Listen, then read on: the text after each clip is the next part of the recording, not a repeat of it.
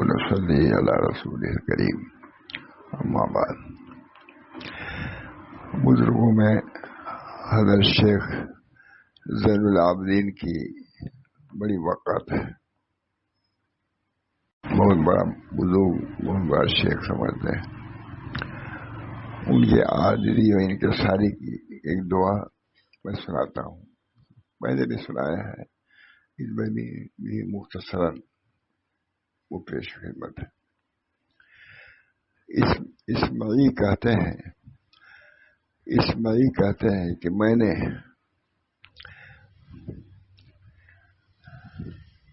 بہت اچھے ہے سنائی دیتا ہوں. حضرت زین العابدین و اسمعی کا واقعہ ہے. اسمعی کہتے ہیں کہ ایک شب میں بیت اللہ شریف کا میں طواف کر رہا تھا. بیت اللہ شریف کا طواف کر رہا. میں نے ایک نوجوان کو دیکھا کہ کعبہ کے پردوں سے لپٹ کر یہ اشعار پڑھ رہا تھا: یا من یجیب دعاء المضطر فی الظلم. اے وہ ذات جو رات کی تاریکیوں میں مضطر کی دعا قبول فرماتے ہیں. اس پر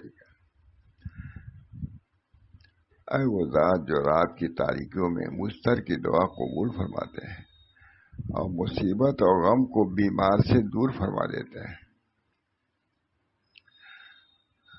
آپ کے پاس آیا ہوا وفد بیت اللہ کے ارد گرد پھرا اور پھر کر سو بھی گیا. پھر وہ لوگ بیدار بھی ہو گئے، مگر اے حی و قیوم آپ ایسے ہیں کہ آپ کبھی بھی نہیں سوتے. قافلے آتے ہیں، سوتے ہیں، جاگتے ہیں، لیکن آپ کی ذات حی و قیوم. اس وجہ سے دعا کر رہا ہوں. اے رب میں آپ کو اس حال میں پکارتا ہوں کہ علم رسیدہ ہوں. اے وہ رب آپ کو اس حال میں پکارتا ہوں کہ علم رسیدہ ہوں، غم زدہ ہوں، پریشان حال ہوں اور قلق والا ہوں، مضطر ہوں. لہذا میرے رونے پر اپنے بیت اور حرم کے صدقہ میں رحم فرما دیجیے. یہ دعا انکان جودک لا یرجو وذو صفحین ومن یجود علی العاصی بالکرم. آپ کی بخشش کی کوئی بیوقوف اگر بالفرض امید نہ رکھے تو پھر گناہ گاروں پر کرم و بخشش کون کرے گا؟ ہم لوگ رہے گا. آپ کی بخشش کی کوئی بیوقوف اگر بالفرض امید نہ کرے تو پھر گناہ گاروں پر کرم و بخشش کون کرے گا؟ یہ اشعار پڑھے اور پھر خوب روئے اور اس کے بعد اس طرح دعا کی: اے وہ ذات جو کہ ہر حاجت میں ہمارا مقصود ہے، میں نے آپ کی طرح اپنی تکلیف بیان کر دی، پر میری تکلیف کو آپ دور فرما دیجیے. یہ ہمارے حضرت مولانا شاہ ولی اللہ صاحب رحمۃ اللہ علیہ سنایا کرتے تھے، مجلس میں سناتے تھے. اب میں سمجھتا ہوں کہ وہ رونا ہونا زیادہ نہیں ہے، لیکن میرا خیال روتے بھی تھے تو پوری مجلس میں کا اثر ہوتا تھا.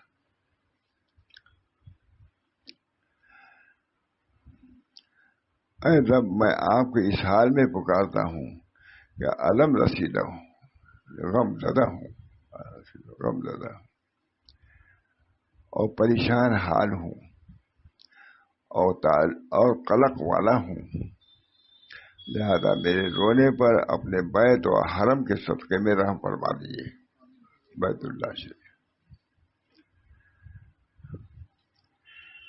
انکان جودک لا یرجو ذو صفحین. آپ کی بخشش کی کوئی بیوقوف اگر بالفرض امید نہ رکھے تو پھر گناہ گاروں پر کرم و بخشش کون کرے گا؟ اچھی دعا وہی کر سکتے تھے. یہ یہ اشعار پڑھے اور پھر خوب روئے. پھر اس کے بعد اس طرح دعا کی: اللہ ایھا المقصود فی کل حاجت شکوت الیک ذرا. کہتے ہیں اے وہ ذات جو کہ ہر حالات میں ہمارا مقصود ہے، اے وہ ذات جو کہ ہر حاجت میں ہمارا مقصود ہے، میں نے آپ کی طرف اپنی تکلیف بیان کر دی اور میری تکلیف کو دور فرمائیے.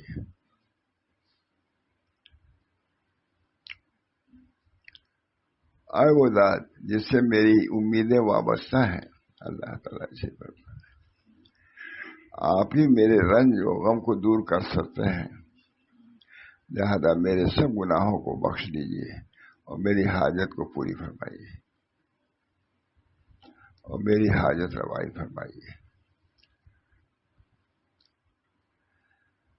میں آپ کے دربار میں نہایت ہی ردی اور قبیح اعمال لے کر حاضر ہوا ہوں اور یہ سمجھتا ہوں کہ آپ کے مخلوق میں مجھ جیسا گناہ گار بندہ کوئی نہیں ہے. اتحرکنی بالنار یا غایۃ المنی وأین رجائی. اے میری امیدوں کی انتہا، میری آرزوؤں کے منتہا، آپ مجھے آگ میں جلائیں گے. اگر بالفرض ایسا ہوا تو میری امید کیا کام آئی؟ آپ سے تو امید تھی کہ جہنم سے بچائیں گے، جنت میں. مقام ناز میں بھی ہے. میری امیدوں کی انتہا، میری آرزوؤں کے منتہا آپ ہی ہیں. آپ مجھے آگ میں جلائیں گے. اگر بالفرض ایسا ہوا تو پھر میری امید کیا کام آئی اور میرا خوف کیا کام آیا؟ اس میں یہ کہتے ہیں کہ میں نے اس جوان کو قریب سے دیکھا تو حضرت زین العابدین علی ابن حسین ابن علی ابن ابی طالب تھے. وہ رو رہے تھے. اس طرح یہ دیکھ کر میں نے ان کا سر مبارک اپنی گود میں رکھا اور خود میں رونے لگا. میرے آنسوؤں کے چند قطرے آپ کے رخسار پر گرے، جس کی وجہ سے آپ نے آنکھیں کھول دی اور فرمایا: کون ہے جو میرے اور میرے رب کے درمیان حائل ہو رہا ہے اور مجھ پر ہجوم کر رہا ہے؟ میں عرض کیا: حضرت آپ کا غلام اسمعی ہے. اور کہا کہ اے ہمارے سید، آپ تو اہل بیت نبوت اور معدن رسالت سے ہیں، پھر اس قدر جزا و فضا کیوں؟ اتنا رونا دھونا کیوں لگا؟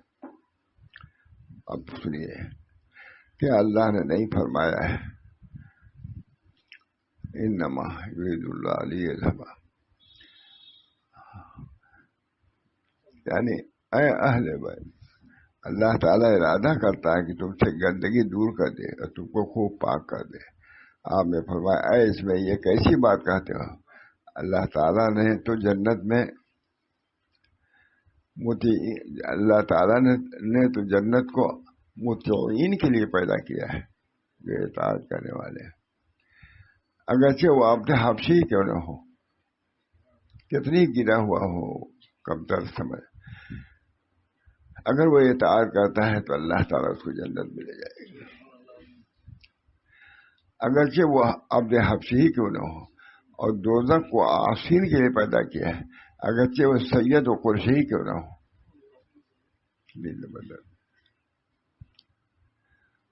اور کیا اللہ نے یہ ارشاد نہیں فرمایا: وَإِذَا نُفِخَ فِي الصُّورِ،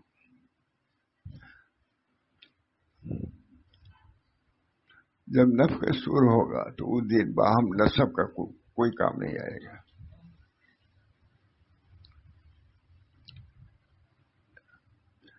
یعنی جس کی نیکیوں کا پلہ بھاری ہوگا، یہی لوگ فلاح پانے والے ہوں گے، اور جن کی نیکیوں کا پلہ ہلکا ہوگا، یہی لوگ ہیں جنہوں نے اپنے نفسوں کو خسارے میں ڈال دیا ہے، جو کہ جہنم میں ہمیشہ رہیں گے. حضرت فرما رہے ہیں ہمارے اس کے بعد: سبحان اللہ، کس قدر پاکیزہ حال تھا آپ کے قلب اطہر کا، اور اس میں بھی کس قدر متبع سنت تھی کہ رسول اللہ صلی اللہ علیہ وسلم کے حال کی تصویر بعد والوں کو پیش کر دیا کہ اس طرح اللہ کے در میں رویا گرایا جاتا ہے۔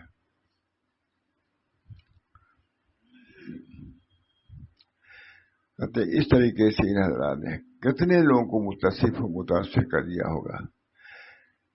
چنانچہ یہ سلسلہ چلتا ہی رہا اور چلتا ہی رہے گا۔ لوگ ایسے لوگ پیدا ہوں گے جو اگرچہ قلیل ہوں۔ چنانچہ حضرت سیدنا عبد القادر جیلانی کے خوف خشیت کا حال ملاحظہ فرمائیے۔ شیخ سعدی کہتے ہیں عبد القادر جیلانی را دیدن در حرم مکہ روح برحصہ نہادہ بود و گفت۔ حضرت عبد القادر جیلانی کو لوگوں نے دیکھا کہ حرم شریف کے کنکریوں پر پیشانی رکھے ہوئے تھے اور یہ کہہ رہے تھے کہ اے خداوند بخشا، اے خدا ہم کو بخش دیجیے۔ اگر مستوجب عقوبتم برا روز قیامت نابینا انگیز، اگر میں سزا کے لائق ہے تو مجھ کو نابینا اٹھائیے، تو مجھے روز قیامت نابینا اٹھائیے تاکہ لوگوں کے سامنے شرمندہ نہ ہو۔ سیدنا عبد القادر کہ لوگ تو مجھ کو کیا کیا کہتے تھے، آج میرا یہ حال میں دوزخ میں بھیجا جا رہا ہوں، مجھے نابینا اٹھائیے۔ حضرت نے کہا سبحان اللہ، کیا خوب حال تھا۔ خوف و رجا کے الفاظ سننے میں تو آتے ہیں مگر ان حضرات کے عمل